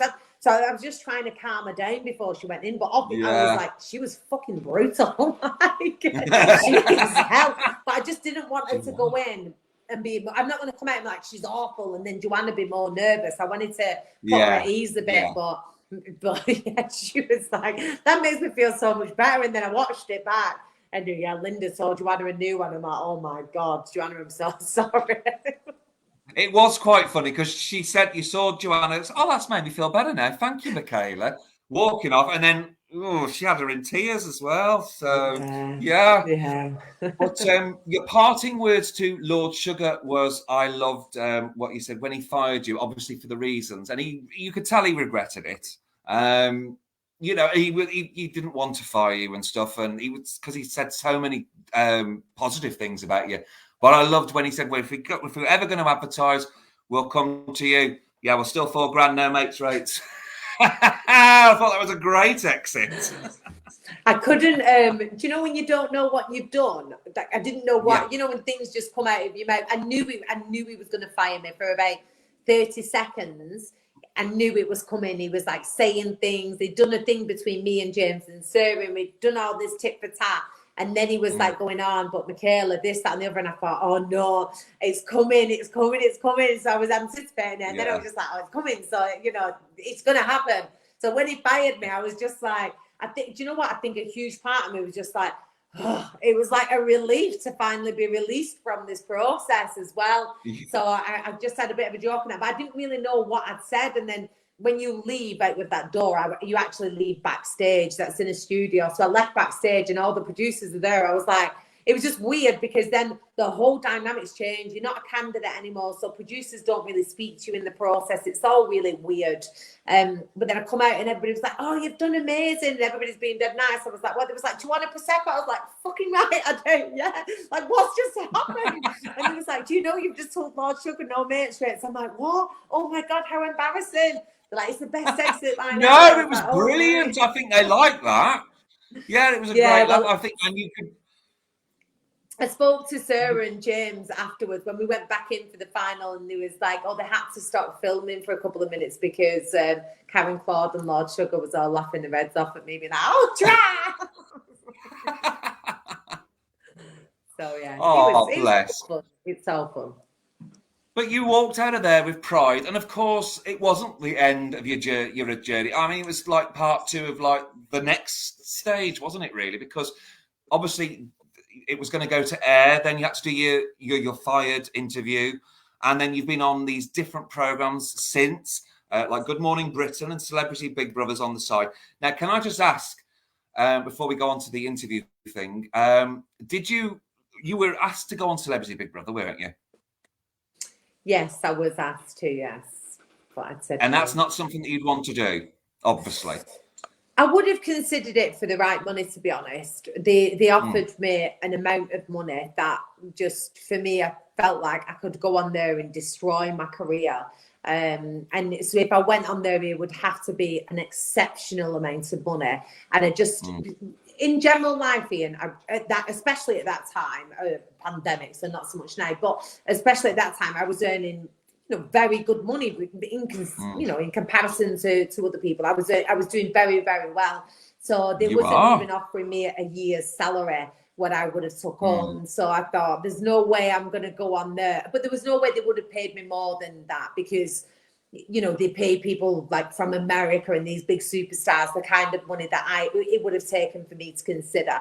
So, I appreciate they was never going to do that. And unless I got mega money, I would never put myself in that situation, because I know the way that I am and the way that I could be edited, being seen 24/7. I know I'm like a laugh, and the majority of the time I'm nice to people, but I do have that fiery temperament as well. And if that came out enough, especially with the drinking side, then I could end up looking really, really bad. So I just thought, it isn't a professional platform. It's not going to enhance my career. I'm not going to probably do anything beyond Big Brother. It was very good money for the majority of people. I got offered a lot of money, but it just weren't. In the end, I just thought this isn't for me, and it's not where I want to take things. But Andrew ended up going on it. He did good, so that was fun to watch. Yeah, but was that the edition with Roxanne Pallett, or was that the year afterwards? Do you remember Roxanne Pallett? She accused one of the guys from Coronation Street of trying to hit her in the ribs. Do you remember that? Or that might have been the other series. I'm not sure. Oh, I do remember that. Do you know what? I didn't watch that series, but I'd seen it in the papers or somewhere, and then I watched the clip of it. But no, that wasn't Andrew's series. He was in with Anne Widdecombe. He was in with Anne Widdecombe, and he called Anne Widdecombe a C-U-N-T. It's one of the other words I want to say. He called him an old C-U-N-T, and they heard it. Good on you, Andrew. I'll shake your hand for that. So yeah, he ended up getting a bit of abuse. Andrew did really well off it though. People really liked him as well. People are going to love him or hate him. He's one of those characters, but I think the majority loved him. He did good. What do you find? How do you find when you came out and stuff? How did social media? I mean, how did you feel about social media? Because of obviously you're gonna have lots of people saying how brilliant you are and fans and stuff, which I know you have because you've got a massive following on Twitter. But did you have encounter any trolls and stuff? Because I know you're supposed to ignore them, and I tried to ignore them, but every day I say that to myself, and then it depends what mood I'm in. Right, you're having it. Yeah. So you're in the public. Yeah, I didn't ignore them at all. I just the Apprentice producers would ring me quite often and say, Michaela, tone it down and don't rise to it. And are you sure you're all right? I'm like, I'm not asked at all. To me, this is just a laugh. Because I think these people are saying this. Half of them are just sat at home, probably just bored saying things. So I wouldn't take offense to it. Some of them may be younger as well. So in my mind, I'm making up the characters of these people. And I'm just like, you're a dick. So if you're going to come online and give it to me, then don't worry. And you think you know about my life, then I'm going to think I know about your life, and I'm going to put it out there to all of my followers, exactly the person you are. So I would retweet and call them out and be like, who agrees that this guy's a dick? And then good on you. There was only at one point when things got too much for me throughout the whole process. I just thought the whole thing was funny. There was far more. For every 100 messages I had, I would say 98 of them was really lovely people and 2 of them was idiots. So I wouldn't give the idiots the time of day. I'd rather speak to the really nice people. But when I was pregnant with Grayson, And me and Harrison was in the press quite a bit at that time because it was the first Apprentice baby, and it was quite soon after the Apprentice as well. So we were still like in the public eye, I guess, a bit then. Then obviously I was pregnant, I was hormonal, and I was not in the mood for people giving me shit. And there was one particular evening when someone, obviously don't know who it is, was telling me that they knew the school my children went to, they was going to come round to my house, they was going to kill my kids. Harrison was having an affair, they've got photographic evidence, I'm just an old this, that and the other. Harrison's with me because I've got money. Just really like brutal things. That's terrible. Yeah, and do you know what? I'm like, all the things you can say, and then they started screenshotting pictures of my kids and then sending them to me like, your kids are vile, you're no way, Western, this, that, and the other. And so in the end, I just went in and I put my address online as well, which I shouldn't have done. I deleted about 2 hours after. I was like, this is my fucking address. Come round now. I dare you to come round to my house and say this to me. And obviously, I was like, just tell me where you are. You tell me where you are, and I will meet you in public now, and we will have this out face to face, and let's see if you will say this to me. And it's the only time that I've ever bit where I was truly offended. The other times, it looks like I bit, but half the time I was laughing my head off, probably drunk, sat on the couch with Harrison, like, look at this gimp, and we were joking together, really. But that was the one time when I was deeply offended. It went too far. So the majority of the time, though, I make something up about him in my mind, and it makes me feel better. I might take your advice on that. Maybe I should start doing that. I mean, I don't get trolled, 100%. obviously. It's just some of the people I've had on, and people have made nasty comments about them. And I've always said, well, if you're going to, I've said to my people that follow me on Facebook, if you're going to slag them off, then you're disrespecting me as well as I want them on. So everybody's been looking forward to you. It was when I had Gary Webster on from Minder, and everybody was talking about him like, oh, he was crap. Oh, Dennis Waterman. He couldn't replace Dennis Waterman, as though he was a murderer or something. And I just stuck up for him, and things like that kind of irritated me. But to bring your children into it, that's really, really like, it's like, say whatever you want to me, but don't bring my kids into it. That's terrible. Yeah, it was just too far. And the thing is that because Josh was on TV, did you report them to Twitter for that? No, really, and I don't have the. Do you know what? I don't have time in the day for none of that stuff. Do you know? I'm busy. It was purely because I must have been having an off night. I was pregnant. I was hormonal. I was probably just having a rubbish night. And then somebody started giving it, and I was just like, oh, do you know what? Off. And then I just started to go in on them, and it really escalated. And it was like, you're trying to get everyone. Then they're messaging me saying, you're trying to get all your followers to bully me, and now everybody's saying this about me. I'm like, are you joking? That you are messaging me saying these horrible things to me, and now you're accusing me of getting people. Like, what planet do you live on? And that's when I started to think the next day. I was like, these must be kids. They've got to be children or something, like they're not wired up straight, because you don't give it to somebody and then start saying like, oh, you're picking on me. Playing the victim. You're losing the fight. Like, so yeah, I'm not into the whole troll scenario. I just think it's bored people, number one, busy people, and people who are uneducated and can't empathize. So I don't really get offended by them, because they're not the kind of people who I want in my life anyway. So I'll just give it because I think I'm bored and it gives me something to do for 10 minutes. Yeah, and it's like you said, sad. And I imagine it probably would be kids by the sound of that, or some very immature adults anyway. So when you went on, just to go back to, because obviously you did your interview with Hugh Dennis and Juice Saprong, is that her name? I forgot her surname. She was on the panel, and You're Fired. Was that filmed when you came out, or was that, because how long was it between when you left The Apprentice and then it was actually aired? Yeah, it's like, so from when I'd left The Apprentice to when my Fired was almost 6 months. And you'd film You're Fired. It's a long time. A couple of so it's a long time, and you film it about 2 or 3 days before it's on TV. So they showed me the episode that I was being fired in, because I'd never seen it at this point.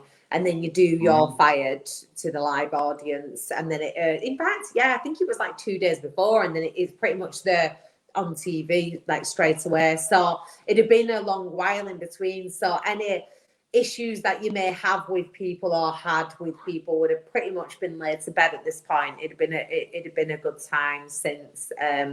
So yeah, about 6 months.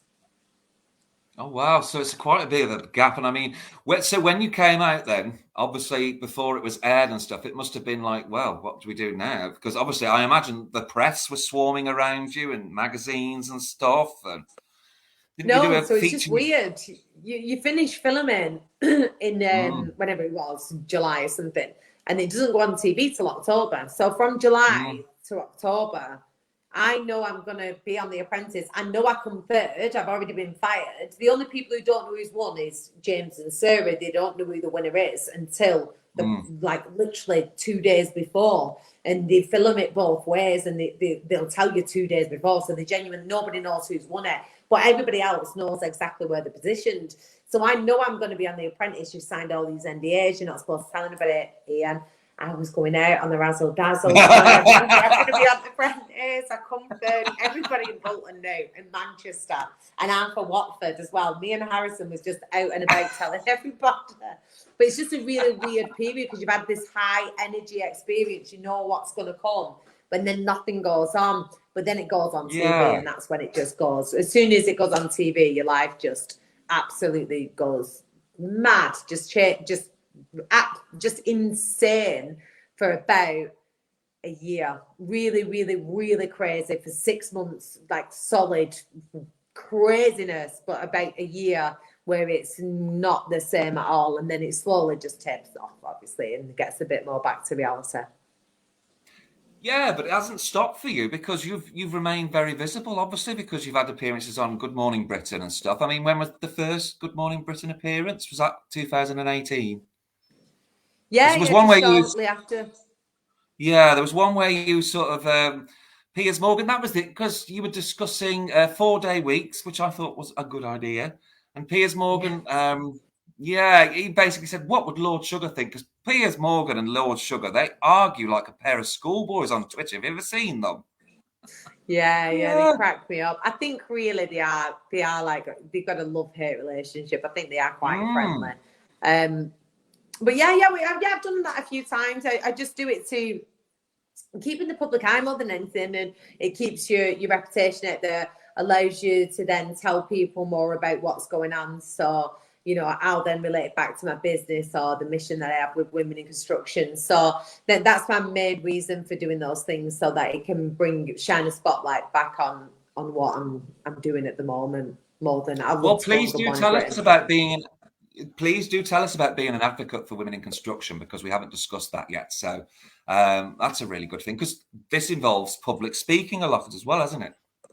Yeah, so I should have been speaking at the Houses of Parliament last year, but obviously pandemic. Wow, really? Oh, wow.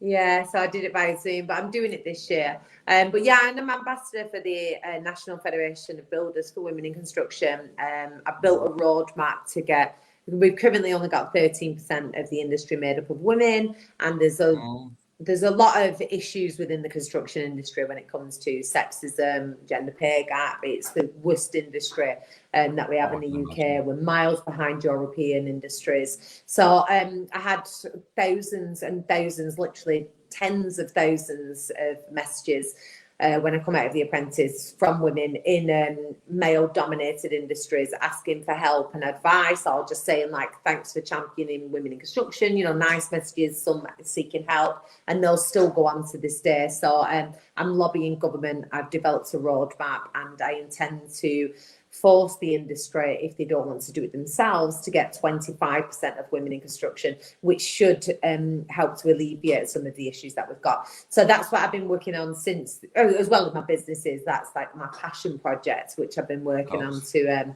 I'm an ultra feminist, so I just want equality. I'm a feminist, don't worry. I'm all for women and equal rights. I often stick up for, I don't know what this is a side subject, but it's going to sound really ridiculous now. It's not, basically, there was lots of people. I'd put a picture up of Madonna, how she looks now. Obviously, she has had layers of plastic surgery. She is 62. And lots of people were basically getting really on their moral high horse and basically saying, she needs to age gracefully, she needs to do this, she needs to do that. And I don't know why, it was just their general attitudes, and it just made me think, well, no, she doesn't need to do. I went back at them and I said, well, you know, if she wants, it's her body. If she wants plastic surgery, then it's up to her. If she wants to dress and get her arse out at 65 or whatever, that's up to her. You can't tell her how to live your life. I mean, would you agree with that? Or to that, Ian. Amen. I just think, especially for women, why are we constantly saying to women, what diet are you on? How do you look this good? How do you do this? Why are you wearing that? What are you doing it like? Fuck off. There's more going on with a woman than the clothes she wears, than if she has Botox, than if she has plastic surgery. And if a woman wants to grow old gracefully, then fair enough, that's what you choose to do. If a woman wants to be a stay-at-home mother, fair enough. If a woman wants to work 60-hour weeks and never have children, do it. If a woman wants to transition to be a man, do it. Whatever you choose to do with your life and your body is your fucking decision. It has got nothing to do with anybody else. So please stop questioning women on why they're doing this and why they're doing that and why have they made these decisions, because frankly, it's none of your business. It's patronising. Do you know, some of these comments were coming from actual women as well. That's what I was surprised for, and I thought, oh, no, I didn't get it's that. disappointing. It's disappointing. I don't know if it's a jealousy thing or something that they think that this is normal to talk to other women that way because that's what they've perhaps experienced themselves. But I would never be dogging out other women on their appearance, on their life decisions, because frankly, it's none of my business. But why is everybody so concerned about it? Why is it mainly women? We never say like, oh, look at all the work he's had done. Oh, David Beckham's had a breast, he's had a nose job, or he's definitely had an ear transplant. And these things aren't, oh, what's he wearing? Fancy him come, he's put on some weight. Nobody cares. He's never spoken about, oh, he's not had kids yet, he's 40. Why does he not want children? Or Mr. Beckham, how are you managing your work-life balance? What? I bet he's never been asked that question in his life. Imagine how many times Victoria's been asked it. And it's just, all of that needs to stop. We need to get out of this routine of asking women this, that, and the other and putting the pressure on them to fit into every single box. Just let them be who they want to be. Exactly. And also it just makes me want to say, in the end, half the time I just end up saying, and just concentrate. Why don't you just concentrate on your own life and just leave everybody else to get on with their own lives? Stop being so bored. Busy yourself with something else. If what comes out of your mouth is hatred and negativity, then I suggest you busy yourself with a hobby or something else, because, I mean, it can't be nice. I can't remember the last time I've been like, oh, this, that, and the other. I'm not that bothered. Like, if I don't like somebody, it's like, we'll get a lot. You must have a lot of time on your hands to be thinking about other people. I mean, I shouldn't dive into these comments, but I do sometimes. What was the other question? Do you know, I can't complete. Oh, yeah. I personally would like to see you become a panelist on Loose Women. Now, how would you feel about that? Would you accept it if they offered you? Yes, of course. My dream when I came out of The Apprentice was to be on Loose Women. I would absolutely love it, but the offer was never there. And I did have an agent when I very first came out. I don't anymore. For about 2 months it lasted. I just thought, this isn't me, because they was putting me forward for all sorts of weird shit. My only thing was I wanted to be on Loose Women. I really, really wanted to be, but I'm not successful enough. I'm not. Well, you don't know producers. Are you watching? Now, would you do I'm a Celebrity, Get Me Out of Here? I would never do that because I'm scared of everything. So no, I would never. Oh, the spider eating the spiders and the reality stuff I think I'm done with. The Loose Women I would definitely do. I'm hoping if I can lobby government and get the right PR behind it, then I'm hoping that my dream may still be there to appear on Loose Women. I've just got to make big enough noise in the industry and make it successful enough, and do make some good PR stunts. I've got a few other things going on that I can't disclose yet, that I'm hoping if they are successful, then yes, I would definitely be making appearances on shows like that. So we just have to see over the next year or two what the future holds with that. But I'm working on some very big projects all around women in construction. That's my thing. That's the category I'm in now. Yeah, great. Well, I want to see you on another reality show. And just one other thing I just wanted to cover as well, because I do, honestly, I don't normally, I mean, I watch the World Cup and stuff for football and stuff, but I wouldn't call myself a big football fan. But I enjoyed your interview so much. There was a guy from Bolton Wanderers you were talking to, so I was watching that. Ryan Armitage, Yeah. Paul Clarkey, I think he called him. I tried to, yeah. And there was Charlotte from Love Island. Your brother, because your brother, Josh, he's got his feet right on the ground. I think he had a point when he said, if you go in to a reality show with a plan in mind, how I'm going to act, like that Jeff did possibly. Do you think that's where you fail? Because I think he's got a point there. If you're going to try and plan it, then you've blown it. Yeah, I mean, ultimately, when you're in something that's such high intensity, you can't be anything other than yourself, because your natural instincts are going to come out when you're tired, you're hungry, or like on Love Island, if you've had a drink. And when you're in this natural, high intense environment, your personality is going to come out. So any plan that you may have had is just going to go out of the window, I think. And you can see people who like that. You can tell who the actors are.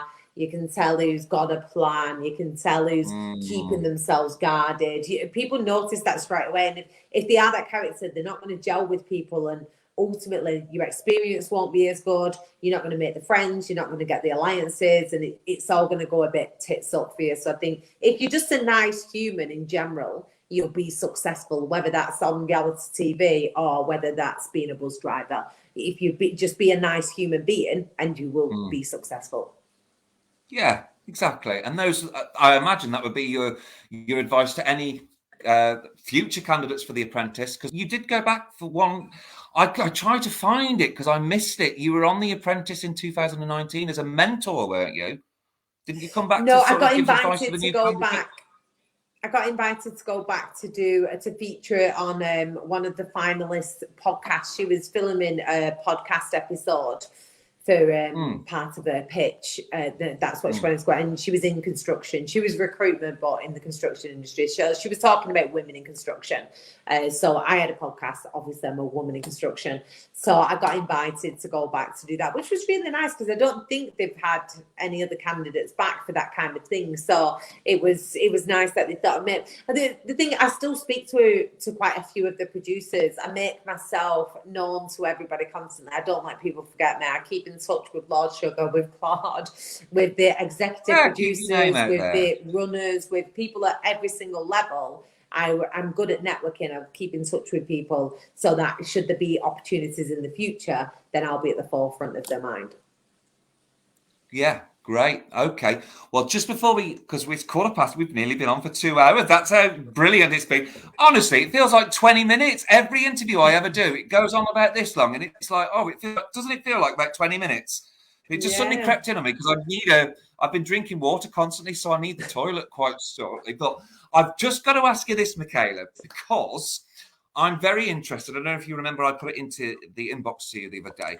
I was thinking, because I've got some cast reunions for some shows coming up, and I thought to myself, I could do your series of The Apprentice, and I thought I could get you, Elizabeth, Harrison, and the other candidates back on. I don't know how many would actually say yes, but if I got quite a crowd of you, I imagine that would be really, really good fun. What do you reckon? What do you say to that? Would you be up for that? Yeah, I mean, I still speak to a lot of them, so I would have no issues with doing it, obviously, and I love you. I'm sure Harrison would. Thank you. The difficulty is everybody's got work and family commitments, but if you can lock in a date with Sarah, Sargent, Liz, James, Harrison, Andrew, all of these people, then I'm sure they would. I don't know about Andrew. I think he hates The Apprentice then, but I think the majority of them would be up for it. And obviously, I'm always happy to see them and speak to them. So yeah, potentially. Yeah. What about Elliot and Bushra? Yeah, fuck it, bring them back. Let's do it. I think that would be quite fun. Do you think you'll all start arguing though in front of everybody? I mean, how is it between Joanna and Jade now? I'm not trying to fish for gossip or anything. I'm just wondering. I mean, they just don't speak. They just wouldn't have any interactions. I think I had a barbecue after it was quite a bit after we finished filming. They both came to it, but most of people off my series came along to it, and they was both there. They just didn't speak all evening. It's not like when The Apprentice and you're stuck in rooms together. They just don't talk. I presume they don't follow each other on social media. I don't know. But yeah, I guess they just don't speak to each other. It's easier when you're in the real world. When you're in that environment, you can't really avoid it. Because I just thought we could get everybody on and we could go through week by week and we could have a few games where we say, like, who was in the boardroom, who got fired. Do you think it's the right or wrong decision? I don't know how that one will go down. It might provoke arguments again, actually, mightn't it? They'll all say no if it's the week that they went. Obviously, nobody. No, I could structure it. I have no idea how I'd structure it yet, but I am definitely interested. I really would like to, especially Elizabeth as well. That should be a hoot. Yes, Elizabeth's loads of fun. She's loads and loads. Yeah, Elizabeth's loads of fun. I've been trying to arrange an evening with them all. Actually, I need to do something. I think I used to be chief arranger and organizer and say, right, we're all meeting here. Everybody come, and I've had the baby and the bloody coronavirus and all the rest of it. So I'm not having an opportunity to. But yeah, you had the coronavirus? Oh yeah. Sorry, go on. Oh, I see. Sorry. With just coronavirus going on, we've not had the opportunity, but now the world's opening back up a bit, then maybe we can all meet up. Yeah, that would be great. I mean, are they all on Facebook, most of these candidates? Because I can Facebook them rather than tweeting, because you can only tweet a certain amount. If they don't follow me back, then I can't inbox them then, you see. So I can inbox them on Facebook. I think I'm connected with them all on Facebook. So yeah, send them a message. I'm in some groups with some of them, so I'll send a message out and see what they say. Yeah, try and see. I mean, I don't want to put it on you and stuff, but obviously they might, like, if you say, like, oh, well, I've been on before and I know him, and they might, like, be a bit more, so that'd be great. Yeah. Well, Michaela, it's been an absolute, I can't believe, it feels like I only spoke to you yesterday now. It's mad, isn't it? No. Ian, I wanted to ask you something. Do you remember? Oh my God, I didn't want to know this. When we, I've been laughing about it all day since I was telling them in work and we was looking at your diary and Ross. But do you remember when we was in the office in Wigan and you went on the toilet and a customer rung for you and I was like, where is Ian? And then I couldn't find you, so I got huge cups of water and I was throwing. Yes. I remember just sat there and then suddenly, like, all this water just came over me. I was drenched. What's going on? We did have some time. I mean, it was a scream. But I tell you one other thing that came to my mind. I've got to ask you if you remember this, because I was thinking, I thought, oh, don't mention it, but I thought it is funny. You and Lee John, this is going back to the Essen days, you and Lee John got me to play your mum up, ring her, whatever holiday she was going on, it was somewhere really nice and exotic anyway. And I said, I'm afraid it's been cancelled. But don't worry, Mrs. Ritchie. For compensation, we're going to send you on a lovely all expenses paid trip to Bolton's. And then it was just like, oh my God, do you remember that? And I was like, yeah. Yeah, she was going mental, wasn't she? And I just picked the fact, I don't know what to do, Michaela, yeah. We just never used to work. When we used to work at Essen, I remember I was coming in like steaming drunk from the night before. Well, I remember we used to go on the Wednesday club sometimes. Do you remember the Wednesday club? Yeah, I mean, it was the Tuesday, you used to drag me out till 1 o'clock. Yeah, I used to say, Michaela, I've got to go home now. We've got to get up for work. No, you're not going home, Ian. Get here. You used to drag me around and yeah. I was young. I was like 18, 19 then, so I had the stamina. If I stay up, now is my bedtime. If I don't go to sleep soon, then I'm doing nothing tomorrow. Yeah, I get hungovers for 3 days. But there is one other thing to say. I put it on Facebook the other day. Now, I know you've heard me say this several times before, because if you remember, 3 or 4 years ago, I was really looking forward to moving back up north. Now, there's a friend of mine, she moved up. This is why, partly another reason why I came back down to Kidderminster, because she was living up north. She came back down to Kidderminster, brought her kids back then, blah, blah, blah. Anyway, we've been talking about it for a long time now, and she's adamant she wants to put her name down for a housing list to get up there within a couple of years because her kids leave school. She says as soon as they've, because they've left school and stuff, that's when it's time. She doesn't want to move from school to school, obviously, because they've already moved once. She really wants to move back up north. And we're going to do it together.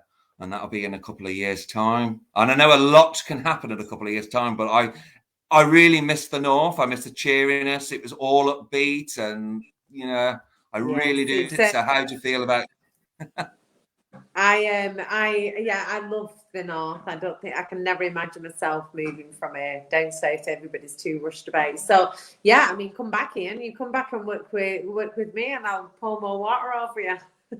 Yay! So I got a job when I get back up there. Yay! I mean, I know you offered me the job before as well. I mean, a lot of me really thinks, because I know just before I did move to Kidderminster, so I know you did say, Ian, come back to Bolton and I'll give you a job. And I kind of regret that now that I never did, but it's kind of a good reason that I did come back because I've dealt with a few things that, One thing, everything always works out. It is what it is. You are exactly where you're meant to be. So, and I don't mean location-wise, I mean in your life, you are exactly, and it all becomes clear years later. You think, what the hell is this shitstorm I'm in? But then years later, you're like, that's why I was going through that process. So, yeah, I mean, it's fine. You was very good at your job, and you're welcome back anytime, Ian. Well, I know. But just before you go, though, I just want to say one thing because I actually started thinking this on The Apprentice, and I've wanted to say it for quite a few years. Because let me just tell you, Michaela was a wonderful boss. I remember Christmas, you had Christmas gifts for us. You took us to a nice hotel. And then on the last day, I know you took us for a nice slap-up meal. We used to have games and stuff when we did sales and stuff. And I honestly think when I look back on it now, I don't think I showed enough gratitude, and I didn't show appreciation. So I'm sorry about that because I did piss about quite a bit. And it's only now I've got older, I look back and I thought, do you know what? You were a right twat. You were a real twat. If they didn't like you, no, you wasn't, Ian.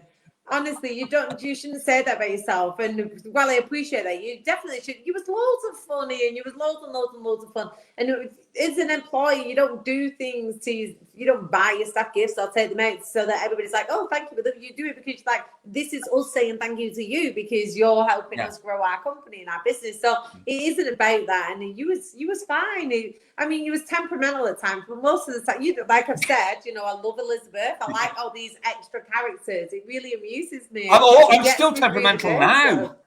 Yeah, I need that in my life. I miss it. I just like a bit of drama every now and again. Do you know, Michaela, honestly, when I was watching The Apprentice, I kind of got really nostalgic. It was like, the office days. I hadn't thought about it before, but it's only when you've not got something that you realise, oh, God, that was a brilliant time. When I look back on that, what a scream. And it's like, I know they say you can't go back, things are never the same, but I know that it would be because it's like, you just pick up where you left off kind of thing, except we're all a bit older now, sadly. You're so older, but I feel like changes. In my head, I'm still like a 19-year-old girl. I have the kids, and there's times when I sit in my house and I've got the kids and I think, tomorrow I've got to go to a meeting in London and I'm doing this, that, and the other, and I sit there and think, what am I doing? I feel like I'm playing pretend because really, in my mind, I'm like just like planning out future holidays with the girls, drinking wine, buying new shoes. I'm so dysfunctional that I'm like, what has happened in my life that I'm doing all right? So I think you get older, but in your mind, hence Madonna, she still feels young. Crack on. I intend to grow old disgracefully. Yeah, we'll all grow old disgracefully together. That's my motto. Just don't want to grow old disgracefully around here. It's a small town. I always felt up north that everything was onwards and upwards and cheerful and upbeat, and that's exactly what my mate Jo, her name is. She feels exactly the same, and she's not changed her mind at all. And she was like, "No, I've got to do it. We've got to do it. We'll regret it. If we don't do it now, we'll regret it." So that's on the cards. It's just to warn you and Lee John and everybody. Yeah. But keep in touch before, obviously in between, and obviously hopefully we'll have another podcast quite soon if we can get everybody on. Yes, perfect. Yeah. Let me know what you're thinking, and if I can help out in some way, I will do. Yeah, well, I'd love to have you back on and stuff, and obviously keep in touch. And God, I can't believe we've been on for 2 hours. This has been brilliant, but like I said, it feels like we've been on for about half an hour, doesn't it? Yeah. Are you dying for the toilet? Because I know I am. No, I'm dying for a wine here. My glass has been empty for a good 45 minutes, and I'm looking at it like, I wish I would have brought the bottle over. Oh, well, I'll let you have a wine then. What I'll do is, after I've been to the toilet, of course, I'll download the video in a bit, put it up to YouTube, and I'll put it on Twitter and tag you in it so you've always got it. Perfect. Yeah. Thank you very much. Yeah. Yeah. All right. And it's been absolutely lovely. Michaela Wain, what a wonderful guest. Thank you very much for being a brilliant guest. It's been absolutely fascinating to talk about The Apprentice. Do you know what? I'm sure we could probably do even part 2 on this next Apprentice. If we do this podcast, I'm sure you'll have loads more to tell me anyway. Yes, more than likely. You know, I can just talk and talk and talk, so it won't be an issue. Snap. We're both like that, aren't we? Yeah. So, it's lovely to see you again. You're looking great, and I shall speak to you very soon. Yes, speak to you soon, Ian. Thank you very much. And thank you, everybody, for watching. And I can't wait to read the comments now. So, I'll see you very soon. Good night. Cheers. Talk. Bye. Bye-bye. See you later, Michaela. Speak to you soon. Bye-bye. Bye-bye. Oh, end broadcast.